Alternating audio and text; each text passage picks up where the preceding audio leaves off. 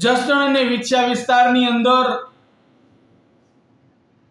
અસામાજિક તત્વો, લુખાઓ, વ્યાજખોરો, ખનન માફિયાઓ, દારૂવાળા, જુગારવાળા એ જાણે માંજા મૂકી છે. એનું એક જ કારણ છે કે પોલીસ તંત્ર માત્ર ને માત્ર આ લુખાઓથી ડરે છે.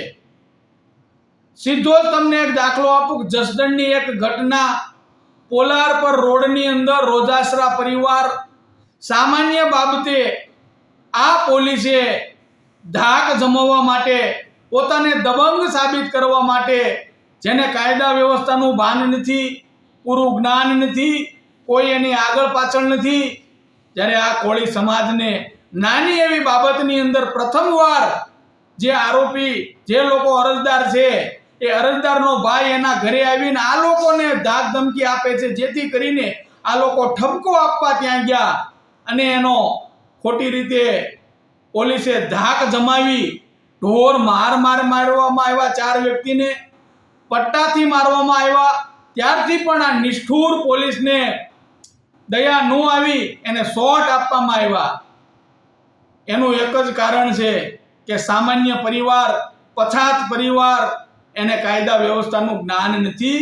ત્યાં પોલીસ ધાક જમાવે છે અને જેમ ફાંકા ફોજદારી આ ગૃહ પ્રધાન કરે છે ને કે કાયદામાં રહેશો તો ફાયદામાં રહેશો, તો આ ગુજરાતની અંદર અને વિછિયા, જસદણ વિછિયાની અંદર અસંખ્ય લોકો દારૂ વેચે છે, જુગાર રમાડે છે, ખનન માફિયાઓ, રેતી, કપચી, અસંખ્ય પ્રકારના તમે બેફામ રીતે પોલીસની મદદથી પોલીસ બેફામ હપ્તા લે છે. ત્યારે તમારા કાયદામાં રહેશો તો ફાયદામાં રહેશો આ સૂત્ર ક્યાં જાય છે? માત્ર ને માત્ર તમે કોઈ પણ પ્રકારના કાયદાનું જ્ઞાન નથી. સામાન્ય પરિવારને હેરાન કરવા માટે સિવાય તમારી પાસે કોઈ હથિયાર નથી.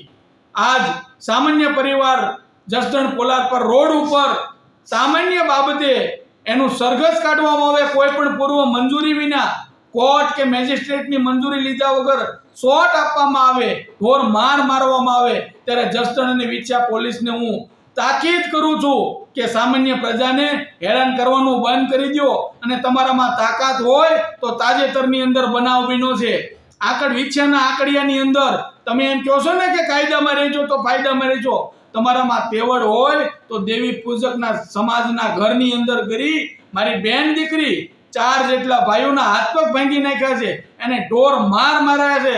અસામાજિક તત્વો લુખાએ હજી 3 આરોપી પકડાણા પણ નથી. તમારામાં તેવડ હોય માઇક આંગલાવ તો આવા લોકો જે ખરેખર સમાજની અંદર લોકોને હેરાન કરે છે, પરેશાન કરે છે, વ્યાજખોરોના ત્રાસથી લોકો આજે બેફામ રીતે મરી રહ્યા છે, ડરી રહ્યા છે, લોકોને ઘરમાં રહેવું મુશ્કેલ છે, બેન દીકરી સલામત નથી, ત્યારે આ પોલીસ ત્યાંથી આ લુખાઓથી ડરે છે.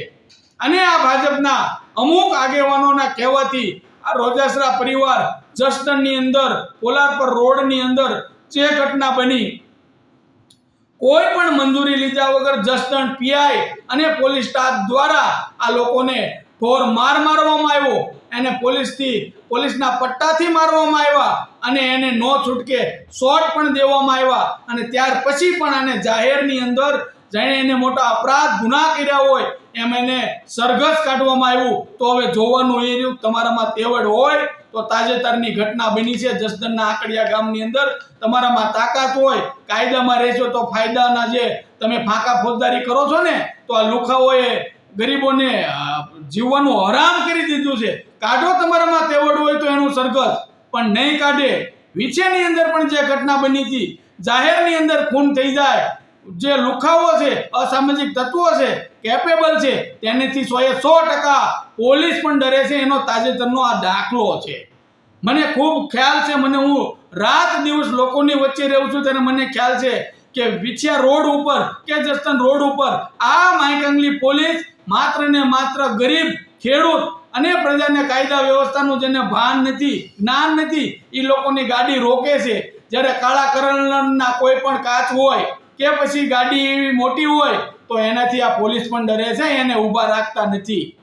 તો મહેરબાની કરીને આ વિસ્તારની અંદર કાયદો વ્યવસ્થા જળવાય, તમામ લોકો માટે કાયદો વ્યવસ્થા સમાન બને, અને તાજેતરની જે આંકડિયાની ઘટના બની, મારા દેવી પૂજક સમાજની અંદર જે ઘટના બની, એને મારવામાં આવ્યા, હાથ પગ ભાંગી નાખ્યા, બહેનો દીકરી ઉપર હાથ ઉપાડ્યા, એના ઘર ઉપર જઈ જીવલેણ હુમલો કર્યો, 307 જેવી ગંભીર કલમ લગાડી યુદ્ધના ધોરણે આ લોકોને જાહેર રોડ રસ્તા ઉપર લાવી, તમારા તેવડ હોય તો એને કાઢો વરઘોડો. સામાન્ય પરિવારને ડરાવવા નીકળ્યા છો તમે. તો મારી એક જ માંગ છે કે વહેલામાં વહેલી તકે આ બધા આરોપીઓ પકડાઈ જવા જોઈએ.